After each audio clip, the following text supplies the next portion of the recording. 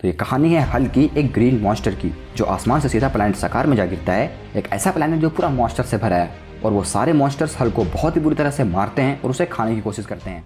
Hey guys, welcome to the B nerd. तो यार, she Hulk के फर्स्ट एंड सेकंड एपिसोड देखने के बाद ये बात तो काफी हद तक कंफर्म हो चुकी है कि इन फ्यूचर एमसीयू में हमें वर्ल्ड वॉर हल्क की स्टोरी लाइन देखने को जरूर मिलेगी। तो आज की इस वीडियो में हम वर्ल्ड वॉर हल्क की कंप्लीट स्टोरी को जानेंगे कि आखिर वर्ल्ड वॉर हल्क की स्टोरी में हुआ क्या था और ये पूरी स्टोरी एमसीयू में कैसे दिखाई जा सकती है। तो वीडियो को एंड तक जरूर देखना, स्टोरी काफी इंटरेस्टिंग होने वाली है। इस स्टोरी में हमें हल्क की असली पावर को दिखाया गया है कि वो क्या क्या कर सकता है। So without wasting any time, let's begin the video.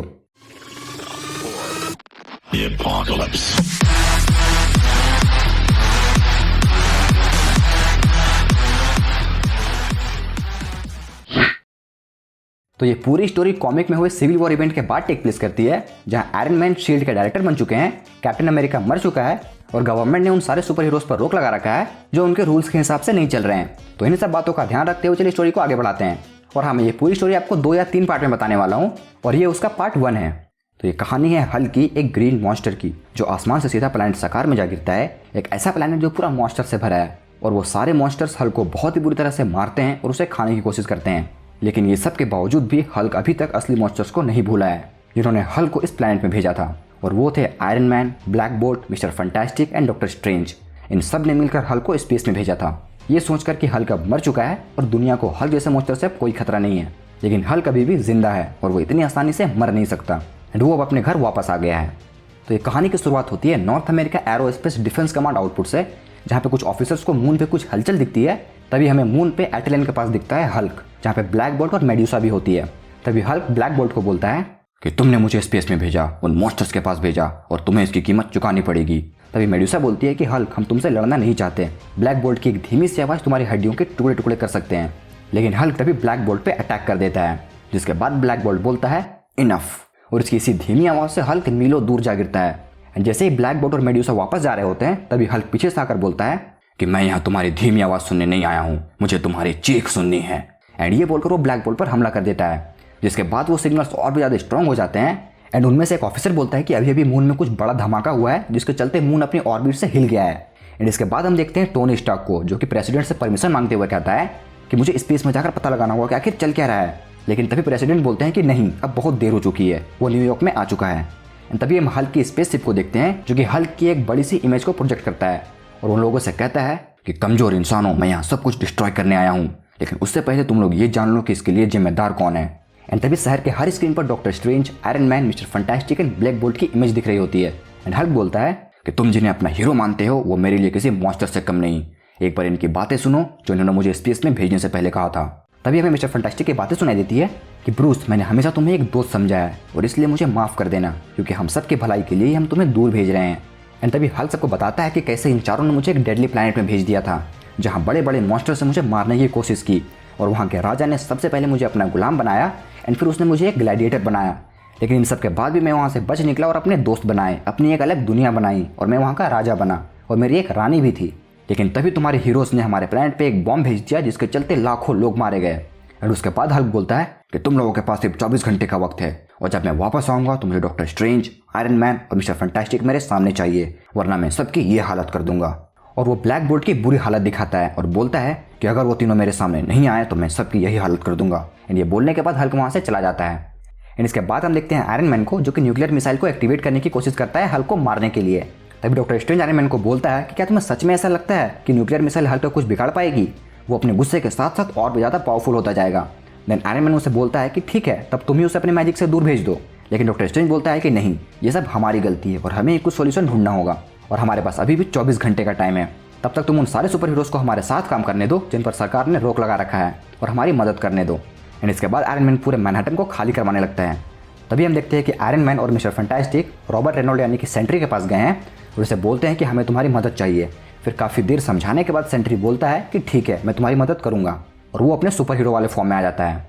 तो जो लोग सेंट्री को नहीं जानते, मैं उन्हें बता दूं कि ये मार्वल कॉमिक्स का एक बहुत ही पावरफुल सुपर हीरो है, इसके पास मिलियंस ऑफ सन की एनर्जी है। बाय द वे, इसके बाद हम देखते हैं स्पाइडरमैन को, जो मैनहट्टन में लोगों को बाहर निकलने के लिए मदद कर रहा होता है।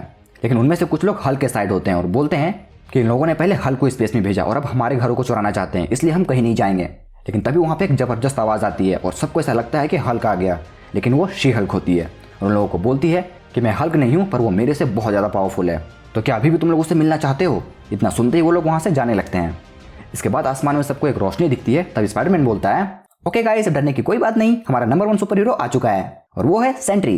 लेकिन तब उन्हें पता चलता है कि वो सेंट्री नहीं बल्कि टोनी स्टार्क है अपने हल्क बस्टर आर्मर में। तब स्पाइडरमैन बोलता है, अब गुरुजी ये तो आप हो, मुझे लगा कि सेंट्री है। बट आयरन मैन बोलता है कि सेंट्री जरूर आएगा, लेकिन सही वक्त आने पे। लेकिन तभी स्पाइडी का स्पाइडर सेंस बजता है और वो लोग देखते हैं कि हल्क आ चुका है। एंड आयरन मैन स्पाइडी को बोलता है कि सारे सिविलियंस को साइड करो और शी हल्क, सैमसन, वंडरमैन और मिस मार्वल तुम लोग लड़ाई वाले हिस्से को घेर के रखो। और ये याद रखना कि हल्क जितना गुस्सा होगा वो और भी ज़्यादा पावरफुल होता जाएगा, इसलिए तब तक अटैक मत करना जब तक या तो वो ना हार जाए या फिर मैं।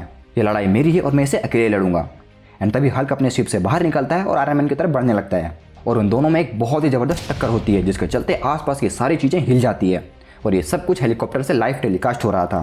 तभी आयरन मैन उन्हें एक ट्रांसमिशन भेजता है और लड़ते हुए सबसे ये कहता है कि मैं हूँ आयरन मैन, शील्ड का डायरेक्टर, और हाँ, मैंने ही हल्क को स्पेस में भेजा था और इन सब के लिए जिम्मेदार भी मैं ही हूँ। लेकिन इस दुनिया को बचाने के लिए मैंने सब कुछ किया है, सब कुछ कर रहा हूँ और आगे भी करता रहूँगा। जिसके बाद वो हल्क को ज़मीन में पटक देता है और बोलता है कि चाहे कुछ भी हो जाए, मैं आप सबके प्रोटेक्शन के लिए हर मुमकिन कोशिश करूँगा। और ये बोलने के बाद वो हल्क को दूर फेंक देता है। लेकिन तभी वहाँ कुछ एयरक्राफ्ट आते हैं और हल्क पे मिसाइल छोड़ देते हैं, जिसके चलते एक बहुत बड़ा धमाका होता है। और तभी हल्क अपनी वाइफ कायरा का नाम जोर से चिल्लाता है और अपने सकार पे बिताए पल को याद करने लगता है कि कैसे वो और उसकी वाइफ वहाँ खुश थे और उसका एक बच्चा भी होने वाला था। लेकिन एक धमाके ने सब कुछ खत्म कर दिया। उस धमाके में उसकी वाइफ भी मारी गई। और ये सब याद करने के बाद हल्क बहुत ज़्यादा गुस्सा होता है और आयरन मैन को बहुत ही बुरी तरह से मारने लगता है और उसे बोलता है कि तुमने मेरी वाइफ को मार दिया, एंड कॉन्टिन्यूसली उसे मारता रहता है। इसके बाद सारे हीरोज ये देखने के लिए आते हैं कि आयरन मैन और हल्क में कौन जीता, लेकिन वहाँ उन्हें सिर्फ एक ही शख्स दिखता है और वो होता है हल्क। एंड उसे देखने के बाद ल्यूक केज बोलता है कि ठीक है, ये तो सिर्फ अकेला है और हम सिर्फ इतने सारे हैं, हम इसे आसानी से हरा सकते हैं। लेकिन तभी हल्क के साथी यानी कि वार बाउंडर सकार सामने आते हैं और बोलते हैं कि नहीं, हमारे राजा अकेले नहीं है, हम हमेशा इनके साथ हैं, जिसने हमारे प्लैनेट को तबाह होने से बचाया। लेकिन तुम आयरन मैन, डॉक्टर स्ट्रेंज और मिस्टर फैंटास्टिक के साथ हो, जिन्होंने हमारे प्लैनेट को डिस्ट्रॉय कर दिया, इसलिए हम तुम्हें एक चांस दे रहे हैं कि तुम हमारे साथ हो जाओ। लेकिन तभी शी हल्क हल्क को समझाती है कि अगर टोनी और बाकी लोगों ने तुम्हारे साथ गलत किया है तो हम उसे कानूनी तरीके से सजा दिलवा सकते हैं। लेकिन हल्क बोलता है चली जाओ यहाँ से। जिसके बाद हल्क शी हल्क और एरिस को ज़मीन में गाड़ देता है एंड अवेंजर्स और वार बाउंडर सकार के बीच काफ़ी ज़बरदस्त फाइट शुरू हो जाती है। तभी स्पाइडर वुमन बोलती है कि हम इन्हें नहीं हरा सकते, ये बहुत ही ज़्यादा पावरफुल है और हम सबसे मार खाते रहेंगे। तभी मिस मार्वल बोलती है कि हाँ, हम इन्हें नहीं हरा सकते, लेकिन फिर भी हमें इनसे लड़ते रहना होगा ताकि मिस्टर फैंटास्टिक को अपनी मशीन बनाने के लिए थोड़ा और टाइम मिल सके। एंड तभी हम देखते हैं रीड एक बड़ी सी मशीन को इंस्टॉल कर रहा है और अपने सभी साथियों को बोलता है कि तुम लोग यहाँ से चले जाओ, ये मेरी लड़ाई है और मैं इसे अकेले लड़ूंगा। लेकिन तभी ब्लैक पैंथर बोलता है कि नहीं, अभी हम सबकी लड़ाई हो चुकी है। और वहीं पर स्टॉर्म भी रीड को समझाती है कि हल्क ने अवेंजर्स को भी हरा दिया है और इसलिए तुम्हें हमारी ज़रूरत पड़ेगी। एंड तभी वहाँ पे हल्क और उसकी टीम आ जाते हैं और हल्क बोलता है कि हमें से मिस्टर फैंटास्टिक चाहिए, लेकिन बेन बोलता है कि उसके लिए तुम्हें हमसे गुजरना होगा। जिसके बाद उन दोनों टीम्स में काफ़ी भयानक लड़ाई होती है, जिसमें स्टॉर्म और ह्यूमन टॉर्च मिलकर हल्क पे काफ़ी ज़बरदस्त अटैक करते हैं, जिसके चलते एक बहुत ही ज़बरदस्त ब्लास्ट होता है और हल्क नीचे गिर जाता है। लेकिन जैसे उस ब्लास्ट का धुआं हटता है, सबको दिखता है हल्क और उसके हाथ में होता है ह्यूमन टॉर्च, जिसे देखकर बाकी के लोग बहुत ही बुरी तरह से डर जाते हैं। लेकिन फिर भी वो फाइट को कंटिन्यू रखते हैं। इसके बाद बेन ग्रिम हल्क पे अटैक करता है और हल्क बेन को बहुत ही बुरी तरह से मारता है। लेकिन जैसे ही हल्क अपना आखिरी हमला करने वाला होता है, तभी वो ऊपर आसमान में सेंट्री को देखता है, जो हल्क से बोलता है कि मैं यहाँ तुम्हारी मदद करने आया हूँ। और वो अपना हाथ हल्क की तरफ आगे बढ़ाने लगता है, लेकिन हल्क उसका हाथ जोर से पकड़कर तोड़ देता है। लेकिन तब हमें पता चलता है कि वो असल में सेंट्री नहीं बल्कि एक मशीन होता है जिसे रीड ऑपरेट कर रहा होता है। इसके बाद हल्क मिस्टर फैंटास्टिक को बहुत बुरी तरह से मारता है और जब वो लोग बैटल हारने लगते हैं तो फाइनली सूजन सेंट्री को कॉन्टैक्ट करती है और उसे बोलती है कि हमने बहुत कोशिश किया, लेकिन फिर भी हम हल्क को रोक नहीं पाए और इसलिए अब हमें तुम्हारी ज़रूरत है, हमें असली सेंट्री की ज़रूरत है।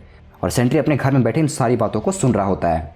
इसके बाद हम देखते हैं आयरन फिस्ट को, जो कि न्यूयॉर्क से ये सारी लड़ाई देखकर दंग रह जाता है और वो डॉक्टर स्ट्रेंज को बोलता है कि हल्क ने आयरन मैन को बहुत ही बुरी तरह से मारा और अब वो बाकी के सुपर हीरो से लड़ने गया है, इसलिए अब आपको बाहर निकलना होगा, आप यहाँ छुप कर बैठ नहीं सकते, हल्क उन सबको मार देगा।